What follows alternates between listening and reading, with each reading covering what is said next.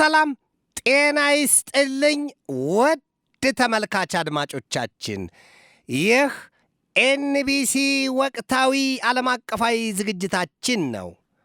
በዛሬው ዝግጅታችን will the Ukraine war end ሲል ዘ ስታትስማን ያወጣውንና የተሳለቀበት ጥያቄ እንዲሁም ለዚሁ ለዩክሬንና ሩሲያ ማባሪያ ያጣ ጦርነት በማብቂያው ጉዳይ ላይ ለመምከር የአሜሪካው ፕሬዚደንት ዶናልድ ትራምፕ የልጃቸውን ባልተቤት ጃሬድ ኩሽነርና ልዩ ተወካያቸውን ስቲቭ ዊትኮፍን ወደዚያ ወደ ሞስኮ መላካቸውን ወዲያም ደቡብ አሜሪካ ተጉዘን ትራምፕ ለቬኔዙዌላው ፕሬዚደንት ኒኮላስ ማዱሮ ስልጣናቸውን ለቀው ይጠፉ ዘንድ የአንድ ሳምንት ጊዜ የሰጡበትን ሂደት ወዲያም በእስያ ቀጠና ቻይናና ጃፓን በአወዛጋቢዎቹ የሰንካኩ ደሴቶች ለአዲስና ግዙፍ ጦርነት እየተዘጋጁ መሆኑን ወዲህም በዚያው የእስያ ቀጠና ያለችው ሰሜን ኮሪያ በአሜሪካና በደቡብ ኮሪያ የጋራ የጦር ልምምድ ዙሪያ ማስጠንቀቂያ መስጠቷን እንዲሁም ከዓለማችን ዙሪያ እየተገኙ ወቅታዊና አዳዲስ መረጃዎችን ይዤ ቀርቤያለሁ።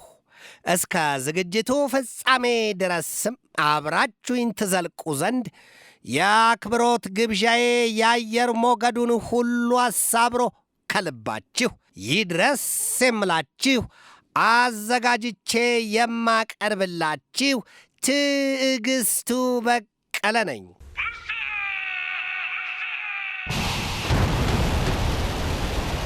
ለወትሮውም በደንባራ በቅሎ ቃጭል ተጨምሮን ሆነዋል በሚል ከሰላማቸው ይልቅ ጦርነታቸው የሚያሰጋው ቻይናና ጃፓን በቅርቡ አዲስ ተመርጠው የጃፓንን ቤተ መንግሥት የተሰየሙባት እንስቷ ጠቅላይ ሚኒስትር ወይዘሮ ሳናዬ ታካይቺ የአንድ ጊዜ ንግግር ያውም በታይዋን ደሴት የተነሳ ያሉት ነገር እሳታቱጎ አመድ እያሳፈሰ ነው።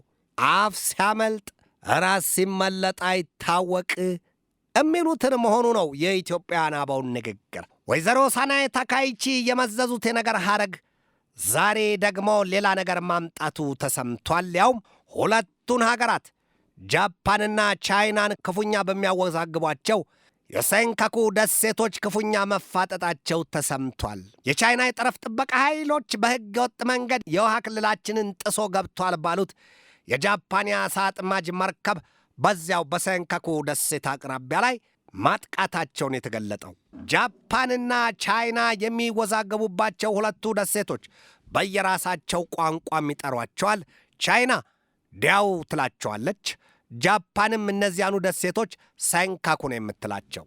ቆም እንበል። ጃፓንና ቻይና የሚወዛገቡባቸው እነዚያ የሰንካኩና የዲያው ደሴቶች መፍትሄ ሊያገኙ አልቻሉም።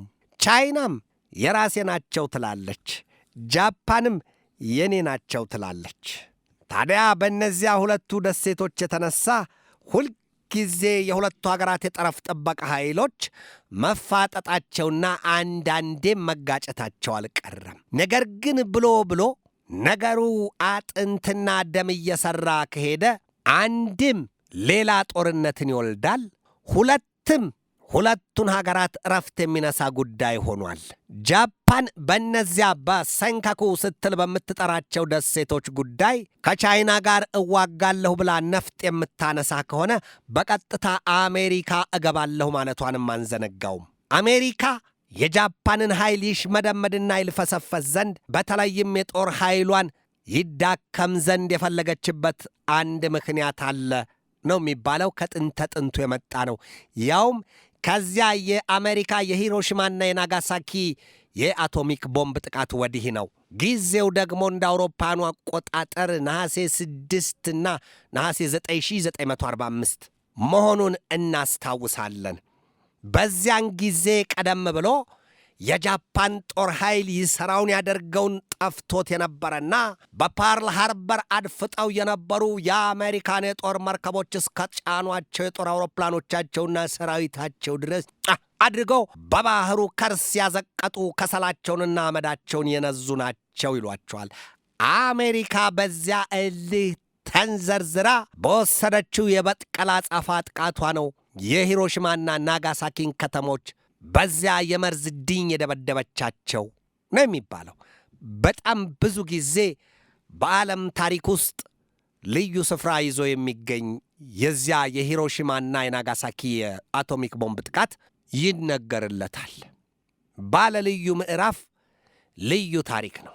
ዛሬ ጃፓን የጦር ኃይሏን እያገዘፈችና ከቻይናና ከታይዋን ደሴት በምትዋሰንባቸው ስፍራዎች ሁሉ የረዥም ቢሉ የአጭር ርቀት ተምዘግዛጊ ሚሳይሎችን እያጠመደች ነው። አሜሪካ እነዚያን የቶማሃውክ ክሩይዝ ሚሳይሎቿን ሳይቀር ለጃፓን ለመስጠት ዓይኗን አታሽም ይሏታል። ጌታዋን የተማመነች በግ ላቷን ውጭ ታሳድራለች ይላሉ አበው። ጃፓን በአሜሪካ ከመጠን ያለፈ ትተማመናለች ነው የሚባለው። ምናልባትም አሁን በጃፓን ምድር ከ54,000 በላይ የአሜሪካ ወታደሮች ማድፈጣቸውን የሚያሳዩት ብዙዎች ናቸው። አሜሪካ የጦር ኃይሏን በጃፓንና በደቡብ ኮሪያ ማስደፈጧ ለሌላ ለምንም ሳይሆን በእስያ ቀጠና ባለው የታይዋን ደሴትና የቻይና ፍጥጫ እንዲሁም የደቡብ ቻይና ባህር ፍጥጫ ጉዳይ ቻይና አንድ ቀን የታይዋንን ደሴት ዘላ ደም እንደጠማው ነብር ከማንቁርቷ ላይ ጉብ የምትል ከሆነ ወዲያው ከዚያ ከደቡብ ኮሪያና ከጃፓን ባስደፈጠችውና ባጠመደችው ኃይሏ ከነመረቁ ቻይናን ልትግታት አይደለም ወይ ሲሉ ብዙዎች ይሞግታሉ። በእርግጥም አሜሪካ የዚያን ያህል ግዙፍ የጦር ኃይል በዚያ ማስፈሯ ለቻይናም፣ ለሩሲያም፣ ለሰሜን ኮሪያም ስጋቱ የገዘፈ ጉዳይ ነው። በዝርዝር እንመልከታቸው። ቻይናና ጃፓን በሴንካኩና በዲያው ደሴቶች ሲጋጩና ሲፋጠጡ እንዲህ እንደ ዛሬው ወደ ለየለትና ወደ ቀለጠ ጦርነት ሊገቡ መዘጋጀታቸው ሲገለጥ፣ ጃፓን በተመሳሳይ ከሩሲያም ጋር በኪሪል ደሴቶች በዚያው በፓሲፊክ ውቅያኖስ በሰላማዊ ውቅያኖስ በሚባለው በዚያ ባሉ ደሴቶች ላይ ተፋጠዋል። የጃፓንና የሩሲያም ጉዳይ ጦርነቱ የማይቀር ነው። ውሎ ይደር ዕድሜ ይቁጠር እንጂ ሁለቱ ሀገራት መደባደባቸው አይቀርም የሚል መረጃ በተደጋጋሚ ይወጣል። ከሰሜን ኮሪያም ጋር ቢሆን ጃፓን የጎሪጥ ነው የሚተያዩት። ሰሜን ኮሪያ አንዴ ጥቃት ስጀምር ደቡብ ኮሪያ ነቅዬ ጃፓንን እሳት ሳለቅባት አልቀርም ነው የምትለው። ከዚያ በኋላ አሜሪካን ሳምባዋን አነግለዋለሁ። ይህንን ስትል ብዙ ጊዜ በመሪዎቿ ወይም በፖለቲከኞቿ አንደበት ታስጠነቅቃለች፣ ትፎክራለች፣ ትዝታለች። ሰሜን ኮሪያ በእስያ ቀጠና ያለው ጉዳይ በምስራቁ ጎራ ተካፋይ ያሉትን ሩሲያን፣ ቻይናና ሰሜን ኮሪያን በሦስቱ ሀገራት ላይ አነጣጥረው እንዲቆሙ አድርጓቸዋል። በተለይም በሁሉም ቦታ አለሁ የምትለዋን አሜሪካን ወዮላት ያስባለ ዜና ነው የወጣው። አሜሪካ በደቡብ ኮሪያና በጃፓን ብቻ አይደለም የጦር ኃይሏን ያስደፈጠችው። እንዲያውም ከ86 በላይ ሀገራት በዓለም ላይ እንደ አሜሪካ የጦር ኃይሉን ዘርዝሮና በትኖ ያስቀመጠ ሀገር የለም። በእነዚህ ሀገራት በሙሉ አስደፍጣለች። አንድ ነገር ቢመጣ ብድግ በላ ከአሜሪካ አትነሳም፣ ወይም ከአሜሪካ የጦር ማዘዣ ሰፈሮቿ የጦር ኃይሎቿንም ይሁን የጦር መርከቦቿን አታስነሳም ይሏታል። ዛሬ እንደምናየው ከቬኔዙዌላ ጋር የገባችበትን እሰጥ አገባ ለመፍታት አሜሪካ የያዘችውን አቋም እንደርስበታለን። ለጊዜው ግን በዚሁ በቻይናና በጃፓን ጉዳይ ቆይታችንን እናደርጋለን። በእነዚያ ደሴቶች ክፉኛ የተፋጠጡት ጃፓንና ቻይና ላባቸው ገንፍሎ ሳይጠርጉ ማረፍ አይችሉም ይሏቸዋል። እኛ የጃፓኗ ጠቅላይ ሚኒስትር ወይዘሮ ሳናዬ ታካይቺ ለሀገራቸው ፓርላማ ባለፈው ህዳር 7 ቀን 2025 የተናገሩት ጉዳይ ነው። እንደዚህ የቻይናን ፖለቲከኞች እሳት አልብሶና እሳት አጉርሶ ጃፓን ላይ ለመጥፋት ያስነሳቸው። ሴትዮዋ በንግግራቸው ምንድን ያሉት? በሕጋዊ መንገድ ራሷን የምታስተዳድረዋ የታይዋን ደሴት ከቻይና አንዲት ጥቃት የሚሰነዘርባት ከሆነ አሉና እጃቸውን በሰያፍ አድርገው ምን አሉ? ከቶኪዮ በቀጥታ ምላሽ ሊሰጣት ይችላል ሲሉ ነው ያስጠነቀቁት። የቀበጥ ዕለት ሞት አይገኝም ይላሉ ኢትዮጵያኑ። ታዲያ የወይዘሮ ሳናዬ ታካይቺ ንግግር በሁለቱ ሀገራት መካከል ያለውን ውጥረት ክፉኛ አካሮታል። ቻይና የራስ ገዟን የታይዋንን ደሴት የራሷ ሉዓላዊ ግዛት አድርጋ ነው የምትቆጥራት። ያንን ካለች ቻይና ጃፓን ምን ጥልቅ አድርጓት ነው ታዲያ እኛ አዲሷ ጠቅላይ ሚኒስትር ተነስተው የታይዋን ደሴት ሉዓላዊ ሀገር ናት የሚል አዝማሚያ ያለው ንግግር የተናገሩት? ከዚያም በቀጥታ ጠፈጠፉ ሊነካን ይችላልና ኃይላችንን እንጠቀማለን ሲሉ ያስጠነቀቁት ከምን ተነስተው ነው?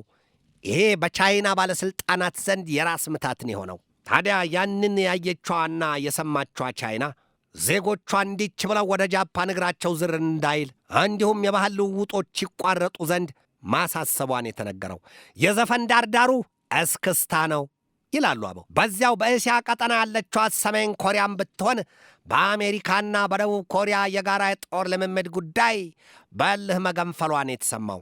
ፒዮንግያንግ ከሁለቱ ሀገራት ጋር ለግዙፍ ጦርነት መዘጋጀቷን ምን ያስታወቀችው? በቀጥታ የሁለቱ ሀገራት ጉዳይ አሜሪካ በዚያ በእስያ ቀጠና ሄዳ በኮሪያ ልሳነ ምድር ዳግም እሳቱን ልትጭረው ነው። እንደ አውሮፓኑ አቆጣጠር ከ1950 እስከ 1953 በኮሪያ ልሳነ ምድር የተካሄደው ጦርነት በቅጡ መዳፈኑም አይነገርለትም። እሳቱ ውስጡን እየተወገ ነው። ስለዚህ አሁን ደግሞ አሜሪካ በረዥም እጇ እየጫረችው ነው፣ እየገላለጠችና እሳቱን እያራገበችው ነው። ስለዚህ የሚበጀው ነገር ዘላቂ መፍትሄ ነው። ዘላቂው መፍትሄ ደግሞ ውረድ እንውረድ ይለይልን ነው። ከዚያ በእሳት አለንጋ ከተተጋተጉ በኋላ ምናልባትም የሁሉም እብሪት ሊተነፍስ ይችል ይሆናል የሚል መረጃ ነው የሚወጣው። በዚያ ምድር ሰሜን ኮሪያ ኃይሎች ደቡብ ኮሪያና አሜሪካ የሚያደርጉትን የጦር ልምምድ የጦር አጫሪ ግብር ወይም የሰላም መበጥበጥ አድርገው ነው የሚቆጥሩት። ስለዚህም የሰሜን ኮሪያ ፖለቲከኞች አንድም መጀመሪያውኑ ጸብ ያለሽ በዳቦን አንሆንም፣ ከሆንም ደግሞ መጀመሪያ ደቡብ ኮሪያን አደባይተን ጃፓንንም ቀጥለን አሜሪካን በጓም ባለው ሳምባዋ ላይ እንለቅባታለን የሚል አቋም ነው ያላቸው ይሏል። እስኪ በቀጥታ ቅድም እንመጣበታለን ወዳልኩት ወደ ደቡብ አሜሪካ ቀጠና እናመራለን። ሰሞኑን በአሜሪካና በቬኔዙዌላ መካከል የተካረረው ውጥረት ሊበጠስ መቃረቡን እያነሱና እየጣሉ የሚያመነዥኩት ብዙዎች ሆነዋል። ትራምፕ የቬኔዙዌላን የአየር ክልል ይዘጋ ዘንድ ባለፈው ቅዳሜ ብርቱ ትዕዛዝ መስጠታቸው በቬኔዙዌላ ባለሥልጣናት ዘንድ የቅኝ ግዛት ስሌት ሆኖ ነው የተመነዘረው። ትራምፕ ምን ጥልቅ አድርጓቸው ነው የሉዓላዊ ሀገርን የአየር ክልል የሚዘጉት? ከወፈሩ ሰው አይፈሩ ይለዋል አበው። ትራምፕ በካሪቢያን ባህርና በምስራቅ የፓሲፊክ ውቅያኖስ ተደጋጋሚና ከባድ ጥቃት መሰንዘራቸው አይዘነጋም። የሪፐብሊካን ፓርቲው ፕሬዚደንት ዶናልድ ጄ ትራምፕ የቬኔዙዌላ የአየር ክልል ይዘጋ ዘንድ ትዕዛዝ የሰጡት ባለፈው ቅዳሜ ሲሆን አውሮፕላኖች፣ የአደንዛዥ ዕፅ አዘዋዋሪዎችና የሕገወጥ የሰው አዘዋዋሪዎችን እንቅስቃሴ ለመዝጋትና ለማቆም ነው በሚል መንዝረውታል። የቬኔዙዌላ መንግሥት በበኩሉ የአሜሪካን ውሳኔ ውድቅ ማድረጉም ነው የተገለጠው። እንዲህ ሲልም አጣጥሎታል። ኮሎኒያል ትሬት አሜሪካ በምድሯ ያሉ ከ13,000 በላይ ቬኔዙዌላውያንን በዚህ ዓመት ወደ ሀገራቸው ማጋዟም ነው የሚነገረው። የትራምፕ አስተዳደር ማዱሮን እንደ ሕጋዊ መንግሥት አይቆጥራቸውም ነው የሚባለው። አሜሪካ በማዱሮ ላይ የተቆጣውን ሐሞቷን ለማስተንፈስ ስትልም ቬኔዙዌላ የአደንዛዥ ዕፅ አዘዋዋሪዎቿን ካልገታች ስትል ከ21 ጊዜ በላይ በሀገሪቱ የውሃ ክልል ዘልቃ ገብታ የበረታ አየር ጥቃት ማድረሷና ከ80 በላይ ሰዎችን መግደሏ ይነገራል። ትራምፕ ማዱሮን ከሥልጣን ሳያነሱ አያርፉም ነው የሚሏቸው። የአሜሪካ በሀገራት ጣልቃ የገቡ መንግሥታትን የመቀየር አባዜ ታዲያ በዚያ ስሌትም አሜሪካ በአደንዛዥ ዕፅ ዝውውር የተነሳ አሁን ማዱሮን ገልብጣ ለእሷ የሚመቻትን አካላት ልታስቀምጥ ቀምራለች ችሏታል። በሰው ቂጣ እጇን ትቃጣ። አሜሪካ በሀገራት የውስጥ ጉዳይ ጣልቃ እየገባች ያሻትን ትሰራለች። ሀገራት ሉዓላዊ ናቸው። በሉዓላዊ ሀገራት ድንበር ሰብሮ መግባትና የውስጥ ጉዳይ ዙሪያ መበጥበጥ የአሜሪካ መገለጫ አይደለም ወይ የሚሉት ብዙዎች ናቸው። ከኢራን እስከ ኢራቅ፣ ከአፍጋኒስታን እስከ ሊቢያ በየትኛው ምድር ነው አሜሪካ ያልገባችበት ቦታ የሚጠቀሰው? ያነሷታል፣ ያብጠለጥሏታል። አሜሪካ በሉዓላዊ ሀገራት ክልል ገብታ መንግሥታትን በፈለገችው ልክና መጠን ትገለባብጣቸዋለች፣ ትቀይራለች። ይሄ ግብሯ ደግሞ ከ1884 የጀመረ ነው ሲሉ የሚያነሷት ብዙዎች ናቸው። በማን ቤት ገብቶ ማን መንግሥት ይቀይራል? ይኸው ዛሬ እንደዚህ ሆኗል። የአሜሪካው ፕሬዚደንት ዶናልድ ትራምፕ የቬኔዙዌላውን ፕሬዚደንት ኒኮላስ ማዱሮን እንደ ሕጋዊ መንግሥት አይቆጥሯቸውም። ቀድሞ ነገር እርሳቸውን አንስተው በምትካቸው ለትራምፕ የሚመቻቸውን ኃይል እስከሚያስቀምጡ እረፍት አጥተዋል ነው የሚባለው።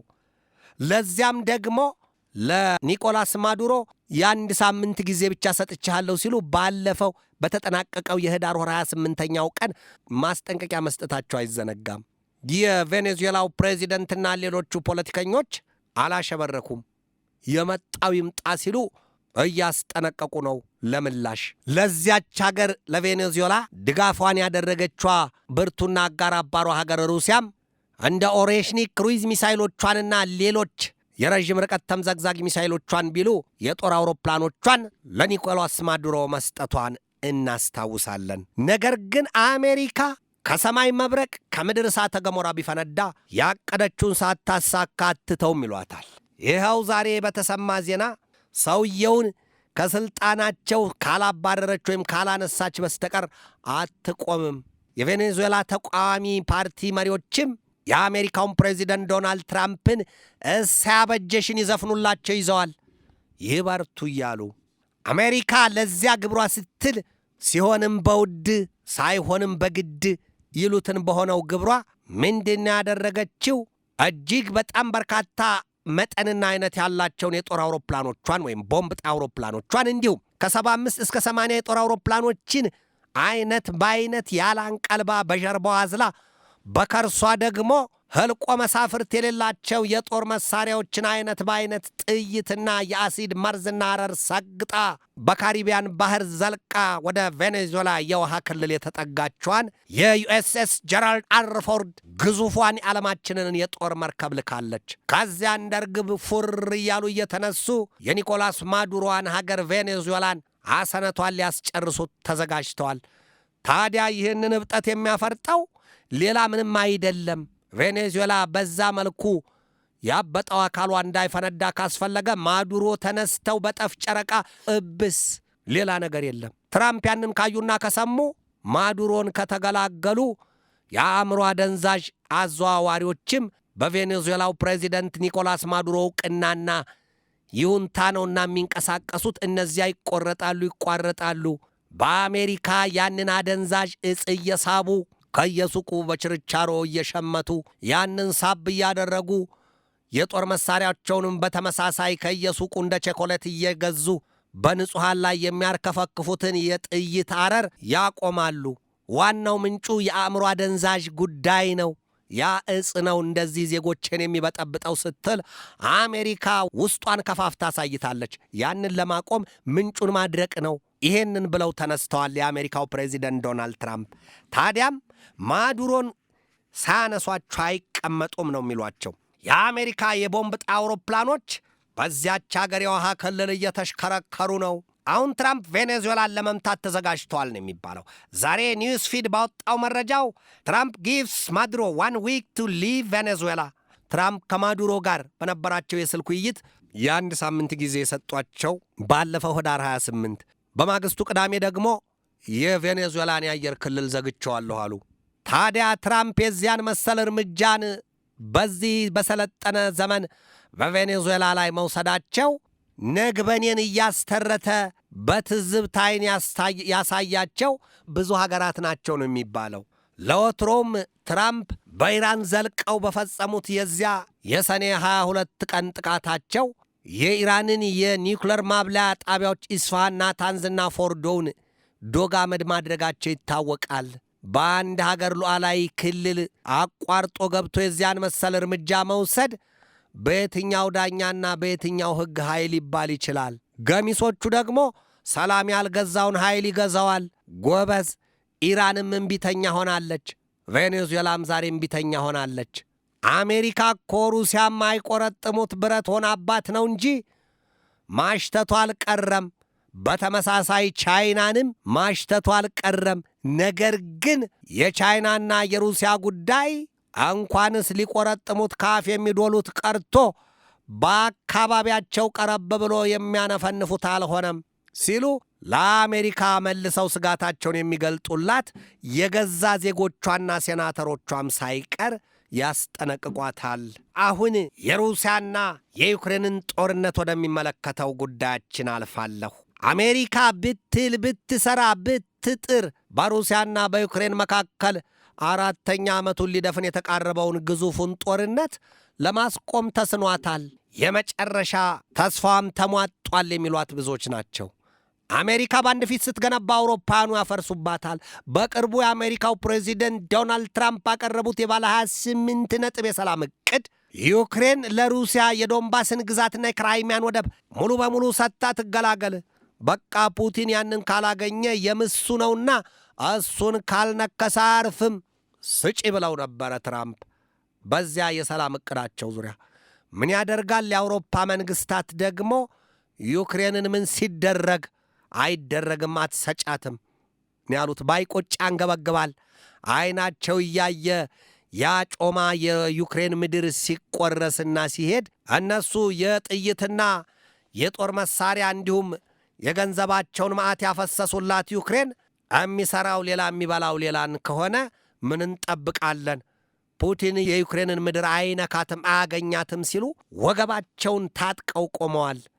የትራምፕን ስሌትም እያፈረሱባቸው ነው። ታዲያ ትራምፕ ዛሬ ምንድን ያደረጉት? ሳይቸግር ጤፍ ብድርን በሆነው በዚያ በገቡበት የሩሲያና ዩክሬን ጦርነት የማስቆም ሂደት ሁለቱን መልእክተኞቻቸውን ወደዚያ ወደ ሞስኮው ልከዋል። ከሩሲያው ፕሬዚደንት ቭላዲሚሮቪች ፑቲን ጋር ይመክሩ ዘንድ። ማናማ ሄዱ ከተባለ የልጃቸው ባልተቤት ዣሬድ ኩሽኔርና ልዩ መልእክተኛቸው ስቴቭ ዊትኮፍ ወደ ሞስኮው ተጉዘዋል። እውን ሁለቱ ሰዎች ከፑቲን ጋር መክረው የዩክሬን ጦርነት በሚያበቃበት ስሌት ጉዳይ ይቀምሩ ይሆን? ጥያቄው እዚህ ላይ አልቆመም፣ ሌላም ጥያቄ አስከትሏል። ፑቲንስ የአሜሪካን የትኛውንም የሰላም ዕቅድ ተብዬ ነገር ይቀበሉታል ወይ አይቀበሉትም ሲሉ የክሬምሊኑ አፈቀላጤ ዲሚትሪ ፔስኮቭ ዛሬ በማለዳው አስታውቀዋል። ዛሬ የአሜሪካው ፕሬዚደንት ዶናልድ ትራምፕ የሚያቀርቡት የሰላም ዕቅዳቸው ሁሉ ካባይ ገባ ድንጋይን ሆኖባቸዋል ይሏቸዋል። እሳቸው ሲክቡ አውሮፓኑ ያፈርሱባቸዋል። ወደ መጨረሻው የዛሬው ርዕሰ ጉዳይ እንለፍ። የአሜሪካው ፕሬዚደንት ዶናልድ ትራምፕ የእስራኤሉን ጠቅላይ ሚኒስትር ቤንያሚን ኔታንያሁን በእርሳቸው መጠሪያ ስያሜም ቢቢን ወደ ዋይት ሃውስ ጋብዘዋቸዋል። ና እንምከር። ሁለቱ መሪዎች ሰሞኑን በስልክ ሲነጋገሩ ምን ይሻላል ይሄ ነገር፣ የኢራንም ጉዳይ እንዳበጠ መልሶ ማመርቀዙን ታውቃለህ አውቃለሁ፣ ታዲያ ምን ይበጃል ሲባባሉ የእስራኤሉ ጠቅላይ ሚኒስትር የለም ለኢራን ማስተንፈሻው ብዙ ነው፣ አዳዲስ የጦር መሳሪያዎች ተዘጋጅተዋል፣ ነገር ግን ከስር ከስሩ የምናጸዳው ነገር አለ። በጋዛ ሰርጥ ያለው ሐማስ ትጥቁን መፍታት አለበት። ቀድሞ ነገር በዚያ በጋዛ ሰርጥ መኖር የለበትም፣ መነቀልም አለበት። ወዲያ ደግሞ የሊባኖሱ ታጣቂ ቡድን ሄዝቦላም በተመሳሳይ ትጥቁን ፈቶ መቀመጥ አለበት ተባብለዋል። ስለ ሁሉም ግን መጥተህ እዚሁ እንድንመክር ይሁን ሲሉ ትራምፕ ለአምስተኛ ጊዜ የእስራኤሉን ጠቅላይ ሚኒስትር ቤንያሚን ኔታንያሁን ወደ ቤተ መንግሥታቸው ዋይት ሃውስ ጋብዘዋቸዋል ነው የተባለው። አሁን የሁለቱ ወዳጅ ሀገራት ወዳጅ መሪዎች በፈለጋቸው ርዕሰ ጉዳይ ተግባብተውና ተስማምተው ቢወያዩና ቢወስኑስ ሄዝቦላስ ትጥቁን ይፈታ፣ ሐማስስ በተመሳሳይ ትጥቁን ይፈታ ይሆን? አሁን የዚያ የጋዛ ሰርጥ ምድርስ ጉዳይ በዘላቂነት ምን መፍትሄ ተሰርቶለት ይሆን? ታቅዶለት ይሆን? ገሚሶቹ ምን ይሏቸዋል? የለም አሜሪካና እስራኤል የጋዛ ሰርጥ ምድር ሊቀራመጡት አይደለም ወይ ይሏቸዋል። የሮማው ርዕሰ ሊቃነ ጳጳስ በሰሞኑ የመካከለኛው ምስራቅ ጉብኝታቸው ከቱርኩ ፕሬዚደንት ረሲብ ታይብ ኤርዶሃን ጋር ሲወያዩ የለም ለፍልስጤማኑ ችግር መፍትሄው የሁለት ሀገርነት ስሌት ነው፣ ተግባራዊ ይሁን።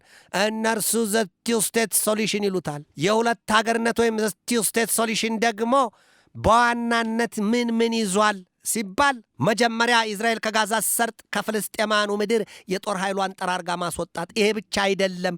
የፍልስጤም ምድር የቱ ነው?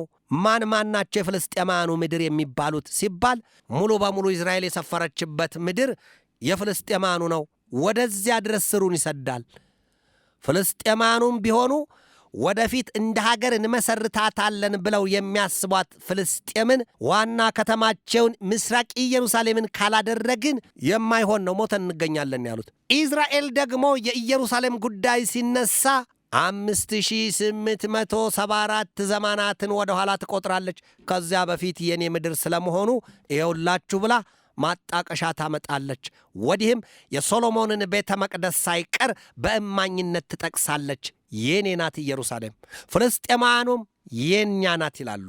ፍልስጤማውያኑ የኛ ናት ሲሉ ኢየሩሳሌምን ምን ማጣቀሻ ያመጣሉ? የዶሞፍሮክና የአላክሳን መስጊድ ይሄው ስለ ጥንተ ጥንቱ የኛነቱ ምስክራችን ይሄ ነው ሲሉ ያሳያሉ። በመንግስታቱ ድርጅት ያሉት ከ193 በላይ አባል ሀገራት በቅርቡ ፈረንሳይ ውስጥ ባካሄዱት ጠቅላላ ጉባኤ ላይ ምናልባትም ከ153 በላይ ሀገራት ፍልስጤም እንደ ሀገር ትመሰረት ዘንድ ድምፃቸውን ሰጥተዋል። ኢዝራኤል በበኩሏ ግን ሰማው ዝቅ መሬቷ ከፍ ቢሉ ፍልስጤም ይሏት ሀገር አትመሰረትም። በዌስት ባንክም የሰፈራ መንደር ግንባታዋን ቀጥላለች። እነ ቤትለሔም፣ ቤትለሃያ፣ ቤትሳይዳ፣ ቤትሃኑን እነዚህን የመሳሰሉት ዌስት ባንክን ይዞ የጋዛ ሰርጥ ኢዝራኤል ቶሎ የምትለቀው ቦታ አይደለም ይላሉ ብዙዎቹ። ነገር ግን ኢዝራኤል ያንን ቦታ ለመልቀቅ የፍልስጤማውያኑ ተዋጊዎች ነፍጣቸውን አስቀምጠው እነሱም ከዚያ መነቀል አለባቸው። በተለይም ሐማስ ከዚህ መውጣት አለበት። ያለበለዚያ ግን እሳት በጉያ ይዞ ገለባ ውስጥ መተኛት አይቻልም፣ አይታሰብም ነው የምትለው። የመካከለኛው ምስራቅ ቀጠና ምድር ምስቅልቅል የእሳት ቋጠሮ በዚህ ብቻ ተገቶ ይቀራል ወይ? ወይም ቋጠሮው ተፈቶ ብርሃን ያገኝ ሆን ወይ? ወይም መፍትሄ ያገኝ ሆን ወይ ሲባል የለም፣ ጉዳዩ ገና ነው። ይሄ ጫፉ ነው፣ ቂጡ ገና መቼ፣ የመጨረሻው ገና ነው ሲሉ ብዙዎቹ ትንቢት መሰል ንግግር ያሰማሉ። ኢዝራኤል ገና በመካከለኛው ምስራቅ ቀጠና ያሉ 7 ሀገራትን ጠቅልዬ ይዛለሁ ያለችበት ጊዜ አይዘነጋም። ያንን ይጠቅሳሉ። እኒያቸው ሳውዲ አረቢያ፣ ኳታር፣ ኢራቅ፣ ግብፅ፣ ሶሪያ፣ ሊባኖስና ዮርዳኖስ እንዲሁም ጋዛ ሰርጥ እነዚህን ይዛለሁ። ዞሰር ፕሮሚስላንድስ እነዚያ የተስፋይቱ ምድር ናቸው። እነዚያን ጠቅልዬ ይዛለሁ። ወዲያ ያለችዋ ቱርክ ደግሞ የለም የውሻን ጥርስ ባጥንት ይፈሩታል፣ ኢዝራኤል የህልውናዬ ጠንቅ ልትሆን ትችላለች ስትል ፍርሃት ይነግስባታል። ለዚያም ስትል ቱርክ በፕሬዚደንቷ ረሲብ ታይብ ኤርዶሃን በኩል ብዙ ጊዜ ታስጠነቀቃታለች ኢዝራኤልን። ኢዝራኤል በበኩሏ ሙያ በልብ ያለች ነው የምትመስለው ይሏታል። ወደ ኤንቢሲ ተመልካች አድማጮቻችን የዛሬን በዚህ ተሰናበትኳችሁ። ከነገ በስቲያ ሐሙስ በሌላ ርዕሰ ጉዳይ እንገናኛለን። እስከዚያው ከልባችን እስከ ዓለማችን ሰላም ተመኘሁ። በድጋሜ ሰላም።